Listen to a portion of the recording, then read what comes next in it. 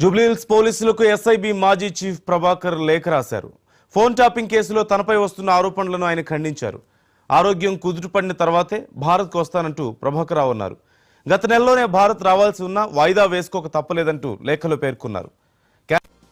గుండె సంబంధిత సమస్యలతో బాధపడుతున్నారంటూ పేర్కొన్నారు.